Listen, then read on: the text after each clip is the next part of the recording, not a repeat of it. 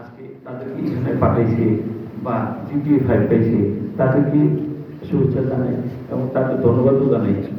আর তারা শুধু ধন্যবাদই না, তারা বাবা মা অনেক কষ্ট করে ছেলে মেয়েদেরকে মানুষ করছে। এখন এমন একটা সময় হয়েছে, স্কুলে যাওয়ার টাইম হয়েছে, আবার পরীক্ষা দেওয়ার টাইম হয়েছে, দেখা গেছে খাবার তৈরি নেই। মা কি করছে, আঞ্চলিক দিয়ে বাইক করে মা বলছে, মা তুমি ছেলে বলছে, বাবা তুমি রাস্তায় খেয়ে নিও। মা কত কঠিন জিনিস, আমরা মার সাথে ভালো ব্যবহার করতে পারি না।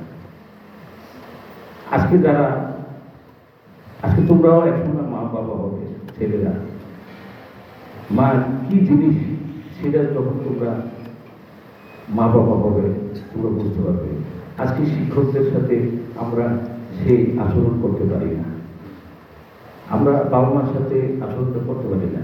একদিন একটা ছেলেকে জিজ্ঞেস করছিল একজন শিক্ষককে, আচ্ছা তোমার বাবা মার সাথে আচরণ কেন খারাপ করো? স্যার আমি জানি না কেন খারাপ করি, আমি তো জানি না স্যার। এখন ও কিন্তু বলতে পারতেছে না ও কি খারাপ করতেছে কি ভালো করতেছে। পরে ওর খোঁজখবর নিয়ে দেখা গেল সে নেশায় আসক্ত।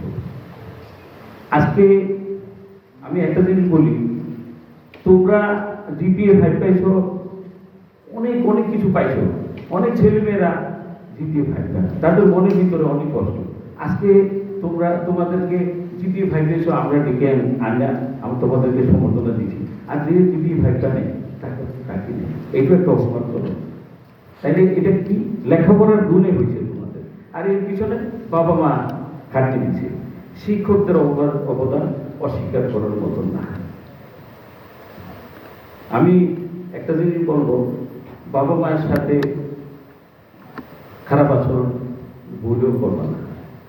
আমি শুধু সম্বর্ধনা দেওয়ার জন্য আসিনি, আমি এখানে তোমাদেরকে কিছু বলার জন্য।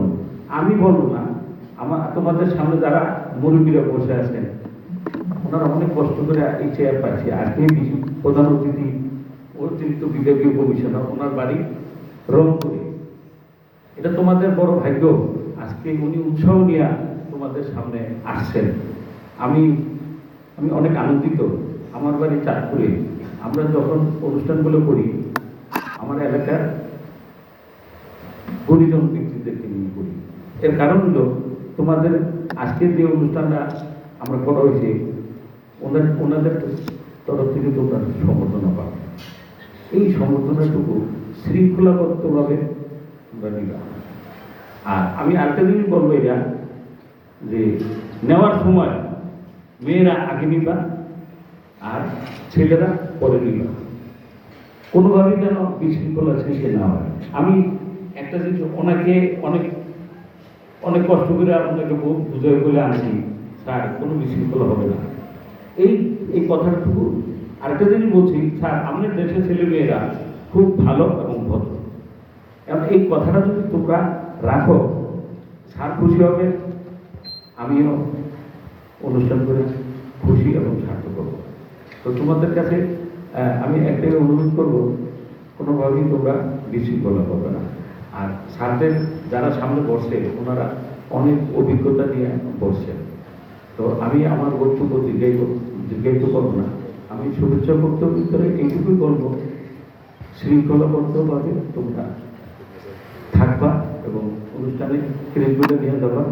আর ছেলে মেয়েরা যখন আসবা তোমরা ওদিক থেকে উঠা এদিক থেকে মেরে দেবে, সবাই সিরিয়াল করে আসবা, ক্রিস্টে নিয়ে চলে যাবে। আর আমি সবার একটা জিনিস অনুরোধ করবো, যারা বক্তব্য দিবে সবাইকে বলবো এমন কিছু বক্তব্যের ভিতরে যেন না আসে, এটা যেন কোনো সমালোচনা না হয়।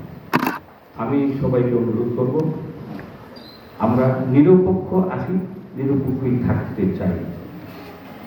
আমি আমার বক্তব্যটা দীর্ঘায়িত না করে আমি আমার বক্তব্য শেষ করলাম। সবার কাছে আসসালামু আলাইকুম।